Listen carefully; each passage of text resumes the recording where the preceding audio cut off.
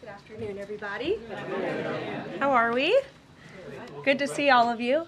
It's an honor to be here with all of you. A lot of familiar faces in the room, a lot of new faces. And President Trump is back, and the golden age of America has most definitely begun.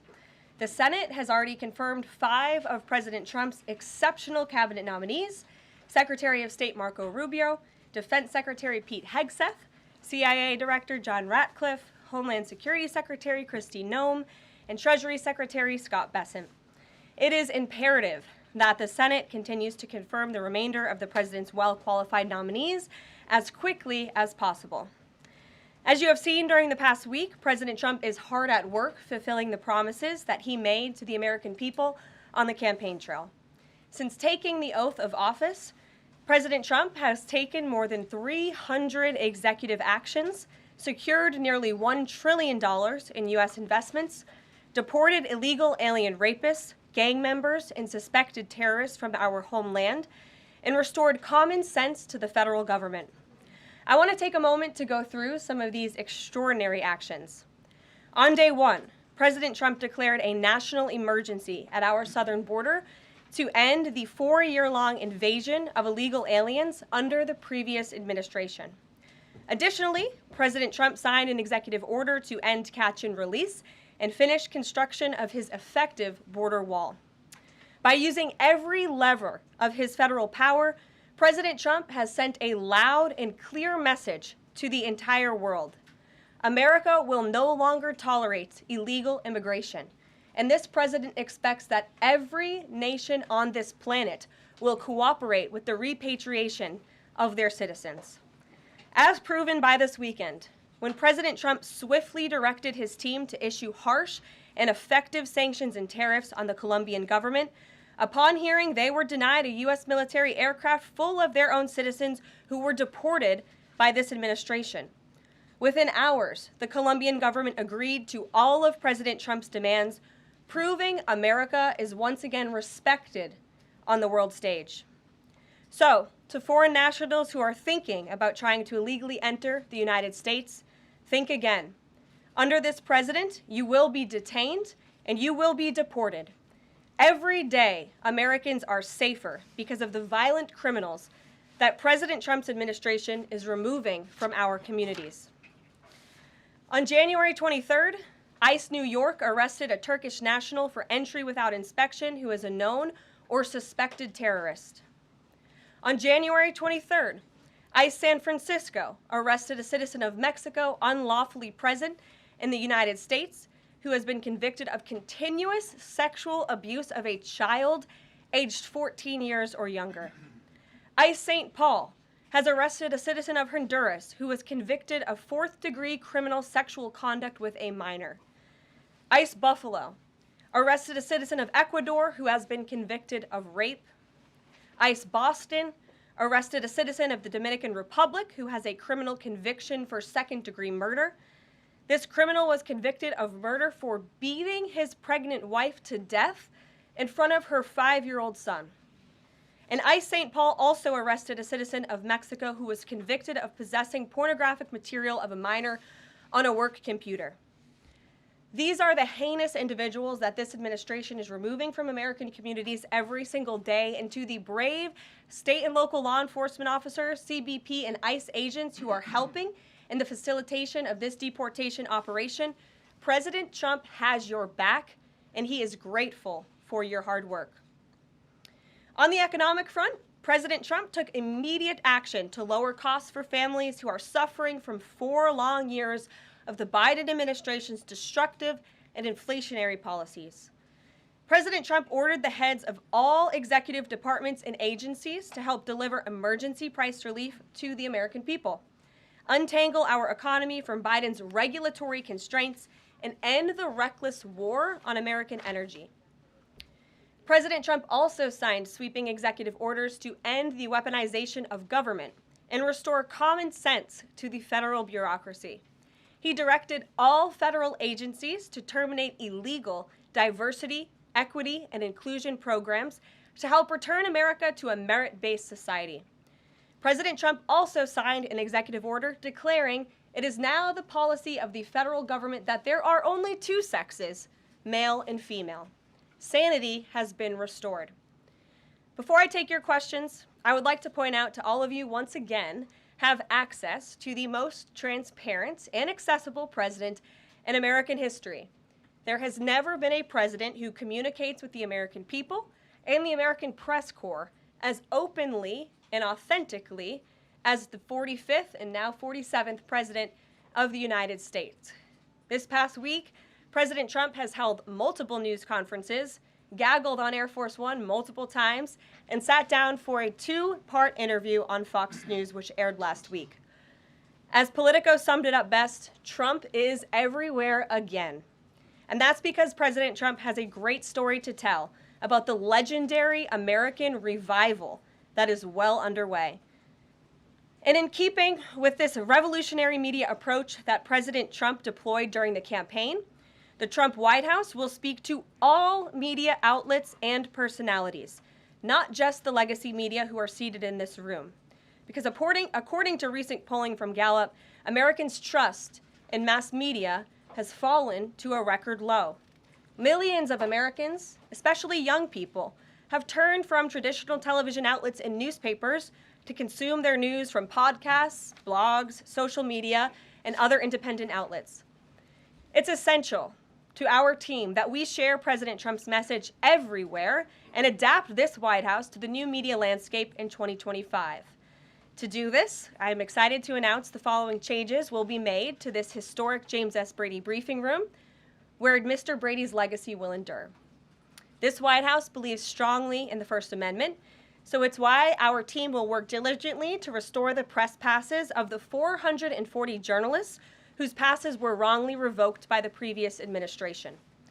We're also opening up this briefing room to new media voices who produce news-related content and whose outlet is not already represented by one of the seats in this room.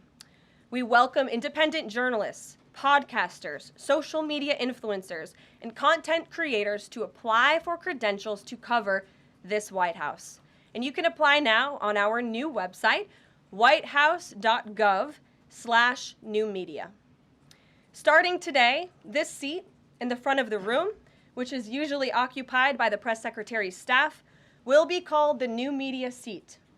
My team will review the applications and give credentials to new media applicants who meet our criteria and pass United States Secret Service requirements to enter the White House complex. So in light of these announcements, our first questions for today's briefing will go to these new media members whose outlets, despite being some of the most viewed news websites in the country, have not been given seats in this room. And before I turn to questions, I do have news directly from the President of the United States that was just shared with me in the Oval Office. From President Trump directly, an update on the New Jersey drones. After research and study, the drones that were flying over New Jersey in large numbers were authorized to be flown by the FAA for research and various other reasons. Many of these drones were also hobbyists, recreational, and private individuals that enjoy flying drones. In time, it got worse due to curiosity. This was not the enemy. A statement from the President of the United States to start this briefing with some news. And with that, I will turn it over to questions. And we will begin with our new media members, Mike Allen from Axios, Matt Boyle from Breitbart. Mike, why don't you go ahead? Thank you very much. Karoline, does the president see anything fishy about DeepSeek, either its origins or its cost? And could China's ability to make these models quicker, cheaper, affect our thinking about expanding generation data centers, chip manufacturing? Sure. The president was asked about DeepSeek last night on Air Force One when he gaggled for, I think, the third or fourth time throughout the weekend with members of the traveling press corps. The president said that he believes that this is a wake-up call to the American AI industry. The last administration sat on their hands and allowed China to rapidly develop this AI program. And so President Trump believes in restoring American AI dominance. And that's why he took very very strong executive action this past week to sign executive orders to roll back some of the onerous regulations on the AI industry. And President Trump has also proudly appointed the first AI and crypto czar at this White House, David Sachs, whom I spoke with yesterday, very knowledgeable on this subject, and his team is here working every single day to ensure American AI dominance. As for the national security implications, I spoke with NSC this morning. They are looking into what those may be, and when I have an update, I will share it with you, Mike. Caroline, you say restore U.S. dominance. Is there a fear that the U.S. either is falling or has fallen behind? And how would the president make sure the U.S. stays ahead? No, the president is confident that we will restore American dominance in AI. Yeah, so Caroline, first off, thank you to you and President Trump for actually giving voices to new media outlets that represent millions and millions of Americans. The thing I would add, I've got a two-part question for you. The first is just can you expand upon what steps the White House is going to take to bring more voices, not less, which is what our founder Andrew Breitbart believed in, into this room where they rightfully belong? Yeah. Absolutely. And as I said in my opening statement, Matt, it is a priority of this White House to honor the First Amendment. And it is a fact that Americans are consuming their news media from various different platforms, especially young people. And as the youngest press secretary in history, thanks to President Trump, I take great pride in opening up this room to new media voices to share the president's message with as many Americans as possible. In doing so, number one, we will ensure that outlets like yours, Axios and Breitbart, which are widely respected and viewed outlets, have an actual seat in this room every day. We also, again, encourage anybody in this country, whether you are a TikTok content creator, a blogger, a podcaster, if you are producing legitimate news content, no matter the medium, you will be allowed to apply for press credentials to this White House. And as I said earlier, our new media website is whitehouse.gov/new media. And so we encourage people to apply. Again, as long as you are creating news-related content of the day and you're a legitimate independent journalist, you're welcome to cover this White House. And secondly, Caroline, you said you laid out several of the actions that President Trump has taken. Obviously, it's a stark contrast to the previous administration, a breakneck speed from President Trump. Can we expect that pace to continue as the first 100 days moves along here and beyond that? Absolutely. There's no doubt President Trump has always been the hardest working man in politics. I think that's been proven over the past week. This president has again signed more than 300 executive orders. He's taken historic action. I gaggled aboard Air Force One to mark the first 100 days of this administration, 4 p.m. last Friday, or first 100 hours rather. And this president did more in the first 100 hours than the previous president did in the first 100 days. So President Trump, I think you can all expect for him to continue to work at this breakneck speed, so I hope you're all ready to work very hard. I know that we are. Zeke Miller. Thanks, Caroline. A question that we've asked your predecessors of both parties in this job. When you're up here in this briefing room speaking to the American public, do you view yourself and your role as advocating on behalf of the president or providing the unvarnished truth that is, not to lie, not to obfuscate to the American people? I commit to telling the truth from this podium every single day. I commit to speaking on behalf of the President of the United States. That is my job. And I will say it's very easy to speak truth from this podium when you have a president who is implementing policies that are wildly popular with the American people, and that's exactly what this administration is doing. It's correcting the lies and the wrongs of the past 4 years, many of the lies that have been told to your faces in this very briefing room. I will not do that.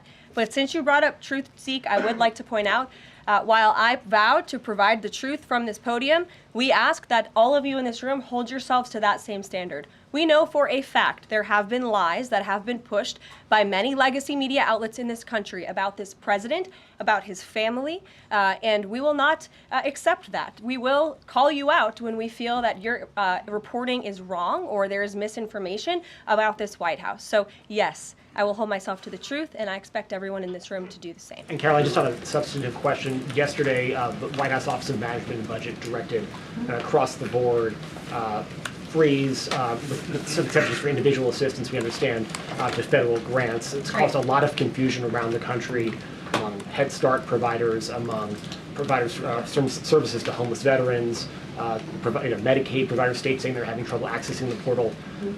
Could you help us clear up some of the confusion, Yes. give some certainty to folks? And also, is that uncertainty How does that uncertainty service the president's voters? Well, I think there's only uncertainty in this room amongst the media. There's no uncertainty in this building. So let me provide the certainty and the clarity that all of you need. This is not a blanket pause on federal assistance and grant programs from the Trump administration. Individual assistance, that includes, I'm not naming everything that's included, but just to give you a few examples, Social Security benefits, Medicare benefits, food stamps, welfare benefits, assistance that is going directly to individuals will not be impacted by this pause. And I want to make that very clear to any Americans who are watching at home who may be a little bit confused about some of the media reporting. This administration, if you are receiving individual assistance from the federal government, you will still continue to receive that. However, it is the responsibility of this president and this administration to be good stewards of taxpayer dollars. That is something that President Trump campaigned on. That's why he has launched DOGE, the Department of Government Efficiency, who is working alongside OMB.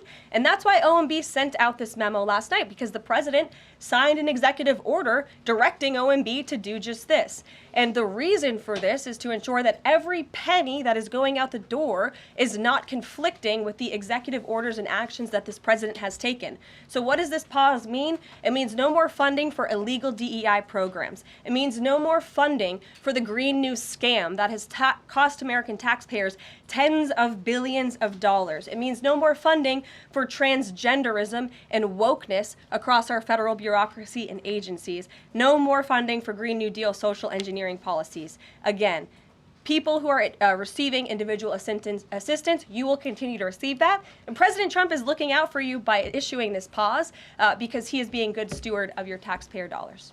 Thanks, Caroline. Sure.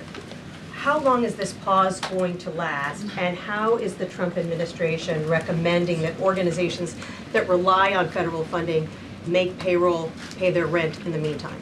It is a temporary pause, and the Office of Management and Budget is reviewing the federal funding that has been going out the door. Again, not for individual assistance, but for all of these other programs that I mentioned. I also spoke with the incoming director of OMB this morning, and he told me to tell all of you that the line to his office is open for other federal government agencies across the board, and if they feel that programs are necessary and in line with the president's agenda, then the Office of Management and Budget will review those policies. I think this is a very responsible measure. Again, the past 4 years, we've seen the Biden administration spend money like drunken sailors. It's a big reason we've had an inflation crisis in this country, and it's incumbent upon this administration to make sure, again, that every penny is being accounted for honestly. Why impose this pause with so little notice? Why not give organizations more time to plan for the fact that they are about to lose, in some cases, really crucial federal funding, at least for a period of time? There was notice. It was the executive order that the president signed. There's also a freeze on hiring, as you know, a regulatory freeze, and there's also a freeze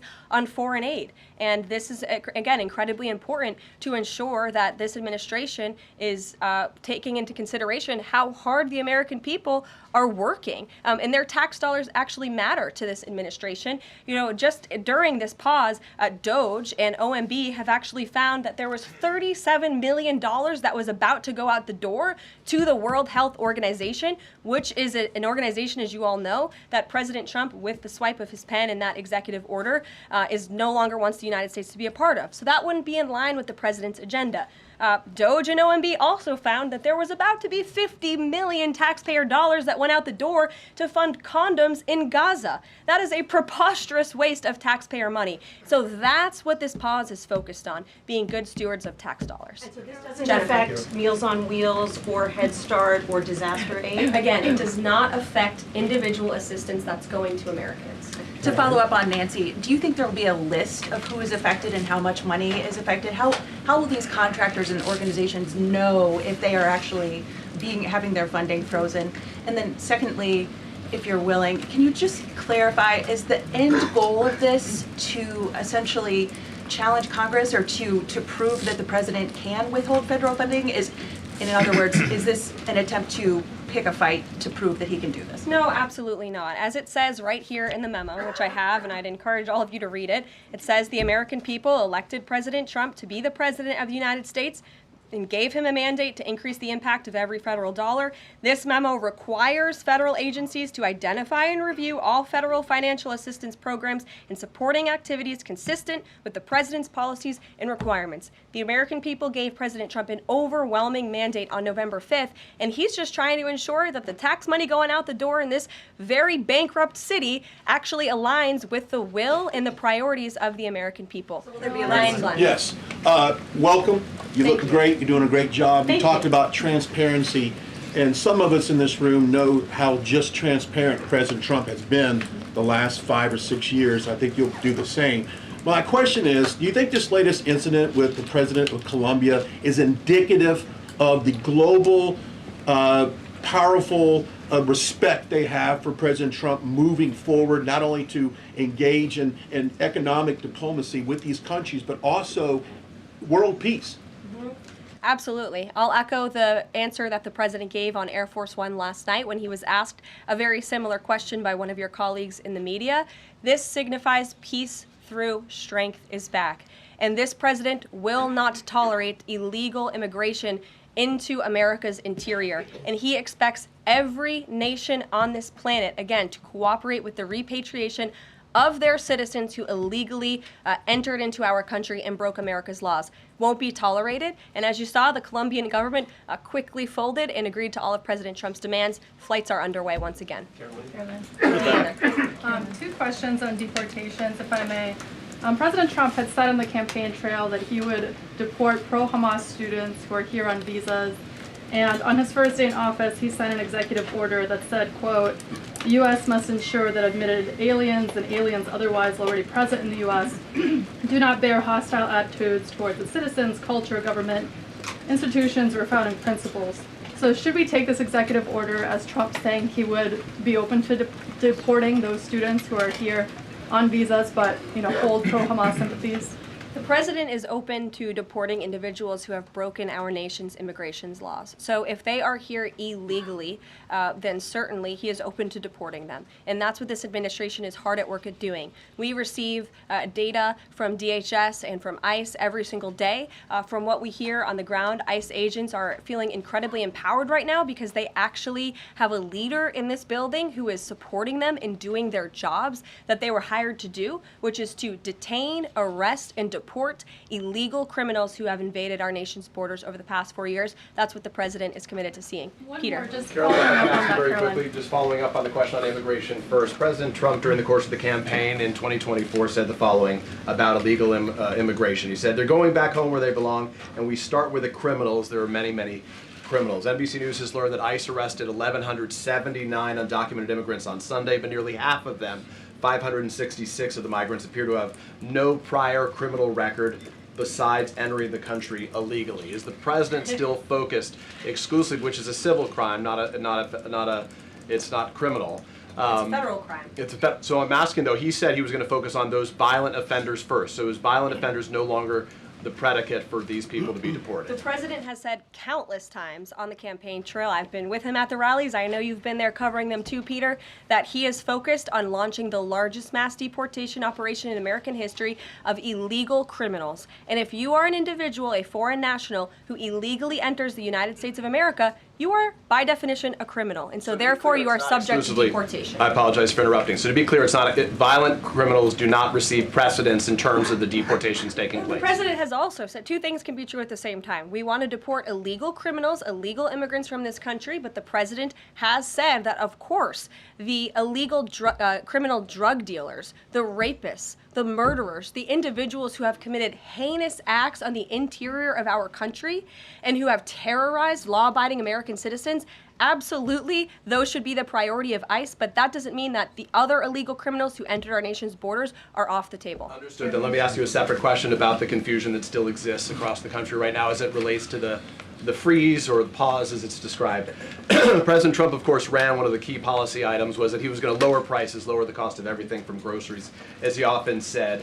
But in many of the cases, it would seem that some of these moves could raise prices for real Americans on everything from low-income heating, that program, child care programs. Will nothing that the president's doing here in terms of the freeze in these programs raise prices on ordinary Americans?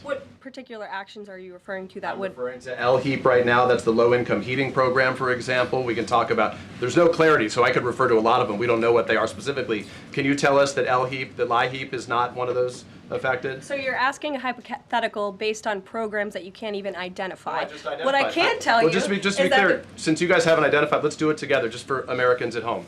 Medicaid, is that affected? I gave you a list of examples: Social Security, Medicare, welfare benefits, Medicaid too, food right? stamps that will not be impacted by this federal pause. I can get you the full list after this briefing from the Office of Management and Budget. But I do want to address the cost cutting because that's certainly very important, and cutting the cost of living in this country. President Trump has taken historic action over the past week to do that. He actually signed a memorandum to deliver emergency price relief for American families, which took a number of actions. I can walk you through those. He also repealed many onerous Biden administration regulations. We know over the past 4 years, American households has been essentially taxed $55,000 in regulations from the previous administration. President Trump, with the swipe of his pen, rescinded those, which will ultimately put more money back in the pockets of the American people. So deregulation is a big deal. And then when it comes to energy, I mean, the president signed an executive order to declare a national energy emergency here at home, which is going to make America energy dominant. We know that energy is one of the #1 drivers of inflation. And so that's why the president wants to increase our energy supply to bring down costs for Americans. The Trump energy boom is incoming, and Americans can expect that. Please share that. Thank you. Caroline, I think some of the confusion may be here with this pause on federal funding. You've made it clear you're not stopping funds that go directly to individuals, but there certainly are lots of organizations that receive funding and then may pass along a benefit. Meals on Wheels, for one. They provide meals for over 2.2 million seniors. What is the president's message to Americans out there, many of whom supported him and voted for him, who are concerned that this is going to impact them directly, even if, as you said, the funding isn't coming directly to their wallet? I have now been asked and answered this question 4 times. To individuals at home who receive direct assistance from the federal government, you will not be impacted by this federal freeze. In fact, OMB just sent out a memo to Capitol Hill with Q&A to clarify some of the questions and the answers that all of you are asking me right now. Again, direct assistance will not be impacted. I've been asked and answered about this OMB memo. There's many other topics of the day. Jackie Heinrich. Indirect assistance, Caroline, if it's going to another organization and then trickling down. Direct assistance that is in the hands of the American people will not be impacted. Again, as I said to Peter, we will continue to provide that list as it comes to fruition. But OMB right now is focused on analyzing the federal government's spending, which is exactly what the American people elected President Trump to do. And one question on immigration, Caroline, on immigration. Of the 3,500 arrests ICE has made so far since President Trump came back into office, can you just tell us the numbers? How many have a criminal record versus those who are just in the country illegally? All of them, because they illegally broke our nation's laws, and therefore they are criminals as far as this administration goes. I know the last administration didn't see it that way, so it's a big culture shift in our nation to view someone who breaks our immigration laws as a criminal, but that's exactly what they are. You may have a point of going with the worst first. They all have a criminal record? And welcome to the briefing If they room. broke our nation's laws, yes, they are criminal. Yes. Thank you. On stripping security details for figures like John Bolton, Pompeo, Brian Hook, Senator Tom Cotton said that he's seen the intelligence and the threat from Iran is real for anyone who played a role in the Soleimani strike. He voiced concern it wouldn't just impact those individuals, but potentially their family, innocent bystanders, friends, anyone who's near them when they're out in public. Is the president open to reconsidering his decision? The president was asked and answered this yesterday, and he was firm in his decision despite some of the comments that you had referenced. And he's made it very clear that he does not believe American taxpayers should fund security details for individuals who have served in the government for the rest of their lives. And there's nothing stopping these individuals that you mentioned from obtaining private security. That's where the president stands on it. I have no updates on that. Is there any concern that this decision might jeopardize the administration's ability to hire the best advisors for these kinds of positions in the future? No, in fact, I've talked to the Presidential Personnel Office, who has told me directly that there is such an influx of resumes for this administration that it's incredibly overwhelming. There is no lack of talent for the Trump administration. Reagan, would he take any responsibility if anything happened to these people? Would he feel at all that his decision was a factor in that? The president was asked and answered this yesterday. I defer you to his Thanks, comments. Caroline. Reagan, since you're in the back row, I hear you, the back row hasn't gotten much attention in the last 4 years, so I'm happy to answer your question. And I can project. Does the president intend to permanently cut off funding to NGOs that are bringing illegal foreign nationals to the country, such as Catholic charities? I am actually quite certain that the president signed an executive order that did just that, and I can point you to that. One more, Caroline. President Trump issued an executive order on increased vetting for refugees in visa applications. Part of that order was considering an outright ban for countries that have deficient screening processes. Has the president considered yet which countries might fall into this category? Are countries like Afghanistan or Syria under consideration for a full ban? Yeah, so the president signed an executive order to streamline the vetting for visa applicants and for illegal immigrants in this country who are coming, of course, from other nations. It also directed the Secretary of State to review the process and make sure that other countries around the world are being completely transparent with our nation and the individuals that they are sending here. And so the Secretary of State has been directed to report back to the president. I haven't seen that report yet. We've only been here for a few days. One on the freeze in federal funding. Who advised the president on the legality of telling government agencies that they don't have to spend money that was already appropriated by Congress? Well, as the OMB memo states, this is certainly within the confines of the law. So White House counsel's office believes that this is within the president's power to do it, and therefore he's doing it. Okay, so they disagree with lawmakers who say that they don't have the power to freeze this funding. Again, I would point you to the language in the memo that clearly states this is within the law. And on what happened on Friday night, the administration fired several inspectors general without giving Congress the 30-day legally required notification that they were being fired. I think only 2 were left at DHS and the DOJ. And then yesterday we saw several prosecutors, I believe 12, fired from the Justice Department who worked on the investigations into the president. As you know, they are career prosecutors, therefore they are afforded civil service protections. How is the administration deciding which laws to follow and which ones to ignore? So it is the belief of this White House and the White House counsel's office that the president was within his executive authority to do that. He is the executive of the executive branch, and therefore he has the power to fire anyone within the executive branch that he wishes to. There's also a case that went before the Supreme Court in 2020, Scala Law LLC versus the Customs, Bureau Protection. I would advise you to look at that case, and that's the legality that this White House was resting on. So you're confident that if they bring lawsuits against you, those prosecutors who were fired, that they will succeed? We will win in court. And yes. Did he personally direct this, given they worked on the classified documents investigation and the election interference investigation? This was a memo that went out by the Presidential Personnel Office, and the president is the leader of this White House. So yes. Yes. Caroline. Caroline? Sure. Thank you. Congrats on your first day behind the podium. Thank you.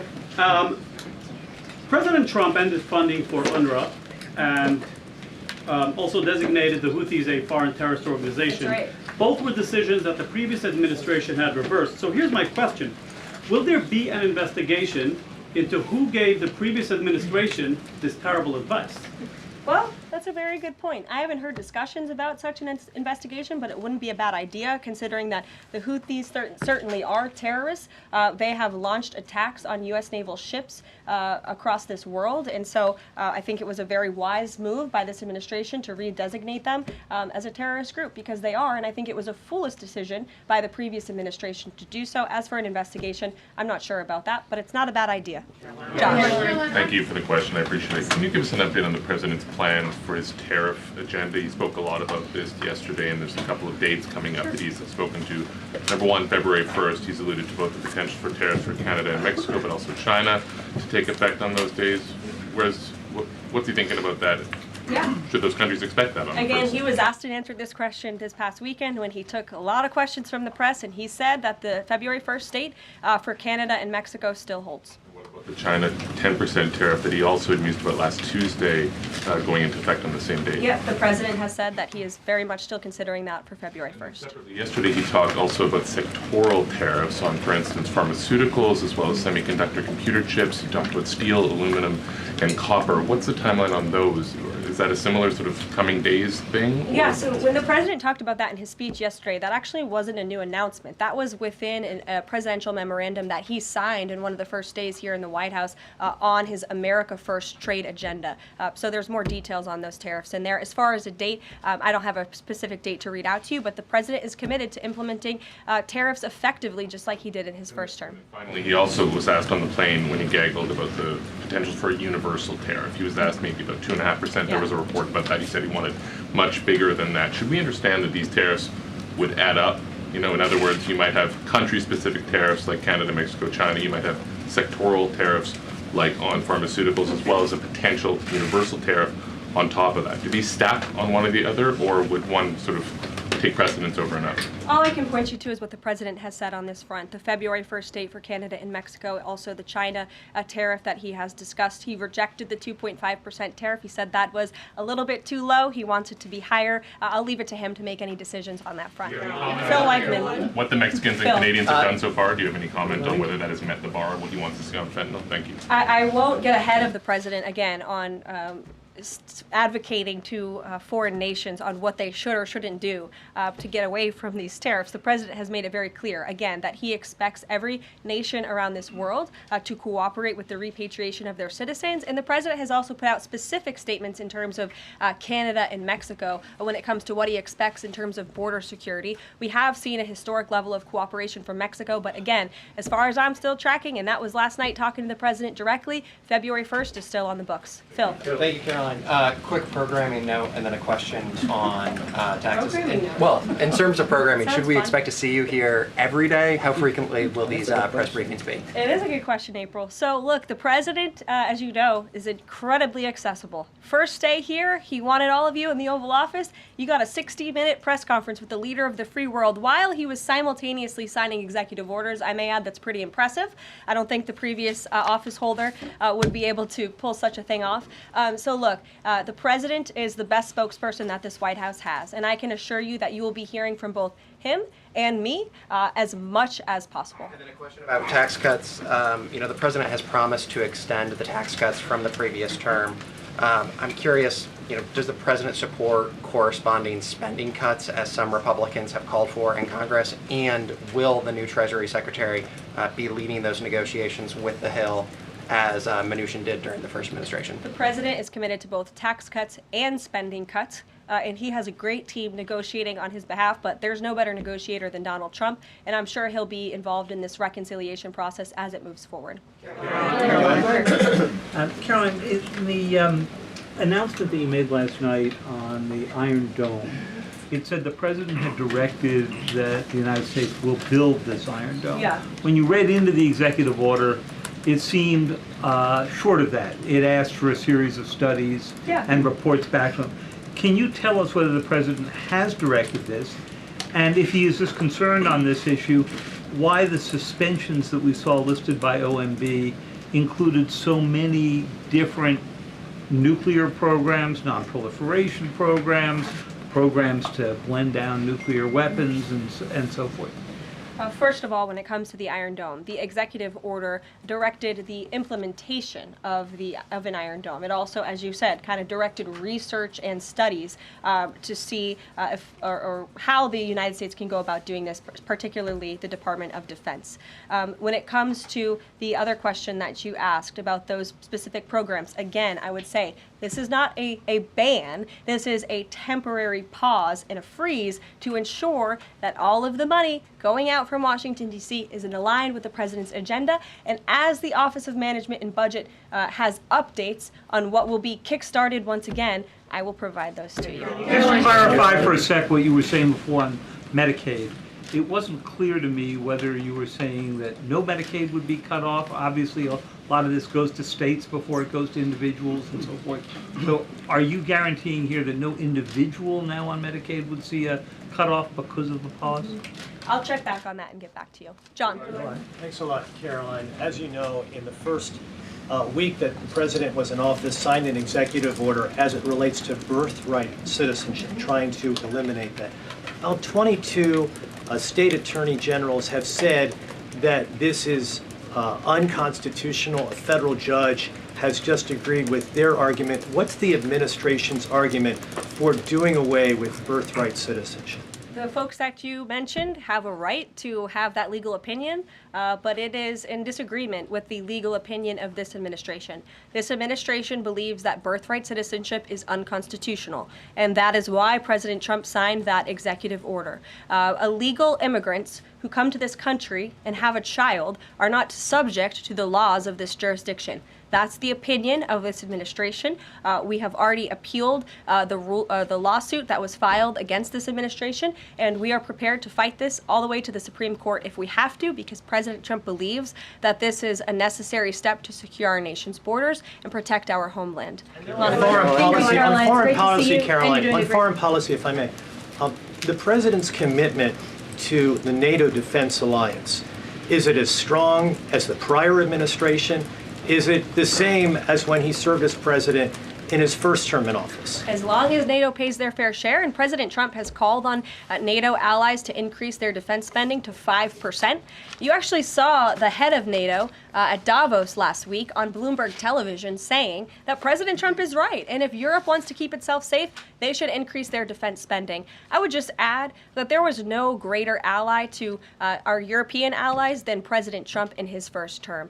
The world for all nations in Europe, and of course here at home, was much safer because of President Trump's peace through strength diplomatic approach. Monica. Thank you, Caroline, and it's great to finally be called on as well in the briefing room. I appreciate that. You're welcome. Of course, we know President Trump just got back from North Carolina and California meeting with victims of natural disasters. There's the 2-year anniversary of the East Palestine, Ohio toxic train derailment. Does the president have any plans to go visit the victims of that toxic spill or just visit in general? No plans that I can read out for you here. If that changes, I will certainly keep you posted. What I can tell you is that President Trump still talks about his visit to East Palestine, Ohio. That was one of the turning points, I would say, in the previous election campaign, where Americans were reminded that President Trump is a man of the people, and he, as a candidate, visited that town that was just derailed by the train derailment, no pun intended, and he offered support and hope. Just like I saw the president do this past week, it was a purposeful decision by this president on his first domestic trip to go to North Carolina and to California to visit with Americans who were impacted by Hurricane Helene and also by the deadly fires. A red state and a blue state, both of which feel forgotten by the previous administration and the federal government. That is now ended under President Trump. He will continue to put Americans first, whether they're in East Palestine, in Pacific Palisades, or in North Carolina. Thank you, Caroline. On California, could you please clarify what the military did with the water last night as referenced in the president's Truth Social post? The water has been turned back on in California, and this comes just days after President Trump visited Pacific Palisades, and as you all saw, applied tremendous pressure on state and local officials in Pacific Palisades, including Los Angeles Mayor Karen Bass, to turn on the water and to direct that water to places in the south and in the middle of the state that have been incredibly dry, which has led to the expansion, the rapid expansion of these fires. So could you clarify what the military's role was, where the water came from, and how it got there? Again, the Army Corps of Engineers has been on the ground in California to respond to the devastation from these wildfires, and I would point out that just days after President Trump visited the devastation from these fires, the water was turned on. That is because of the pressure campaign he put on state and local officials there who clearly lack all common sense. And I will never forget being at that roundtable with the president last week and hearing the frustration in the voices of Pacific Palisades residents who feel as though their government has just gone insane. Before President Trump showed up on the scene, Karen Bass was telling private property owners that they would have to wait 18 months to access their private property. So this administration, the president and his team that's on the ground in California, Rick Grinnell, who he has designated to oversee this great crisis, it will continue to put pressure on Karen Bass and state and local officials to allow residents to access their properties. This is a huge part of it. These residents want to take part in their own clearing out of their properties. They should be able to do that. It's the United States of America. What happened to our freedom? Clearly it's gone in California, but not anymore under President Trump. April. Caroline, welcome to the briefing room. Thank you. Several questions. One on the pause. Will minority serving institutions, preferably colleges and universities, have those monies held back temporarily at this moment? Again, I have not seen the entire list because this memo was just sent out. So I will provide you all with updates as we receive them, okay? Also, secondly, when it comes to immigration, there is this southern border focus. What happens to those who've overstayed their visas? That is part of the broken immigration system. In 2023, there was a report by the Biden administration, the Homeland Security Department, that said overstays of visas were 3 times more than usual. Will there be a focus on the overstays for visas as well? If an individual is overstaying their visa, they are therefore an illegal immigrant residing in this country and they are subject to deportation. And also yes. Lastly, as we're dealing with anti-DEI, anti-woke efforts, we understand this administration is thinking about celebrating Black History Month. Have you got any word on that? Anything that you can offer to us? As far as I know, this White House certainly still intends to celebrate, and we will continue to celebrate American history and the contributions that all Americans, regardless of race, religion, or creed, have made to our great country, and America is back. Christian Dayton. Thanks, Caroline. Just real quick, you mentioned the inflation executive order the president signed, but egg prices have skyrocketed since President Trump took office, so what specifically is he doing to lower those costs for Americans? Really glad you brought this up because there is a lot of reporting out there that is putting the onus on this White House for the increased cost of eggs. I would like to point out to each and every one of you that in 2024, when Joe Biden was in the Oval Office or upstairs in the residence sleeping, I'm not so sure, egg prices increased 65% in this country. We also have seen the cost of everything, not just eggs. Bacon, groceries, gasoline have increased because of the inflationary policies of the last administration. As far as the egg shortage, what's also contributing to that is that the Biden administration in the Department of Agriculture directed the mass killing of more than 100 million chickens, which has led to a lack of chicken supply in this country, therefore a lack of egg supply, which is leading to the shortage. So I will leave you with this point. This is an example of why it's so incredibly important that the Senate moves swiftly to confirm all of President Trump's nominees, including his nominee for the United States Department of Agriculture, Brooke Rollins, who is already speaking with Kevin Hassett, who's leading the economic team here at the White House, on how we can address the egg shortage in this country. As for costs, I laid out the plethora of ways that President Trump has addressed saving costs for the American people over the past week. He looks forward to continuing to doing that in the days ahead. Thank you guys. One more border question. Are Medicaid portals down in all 50 states? That was good.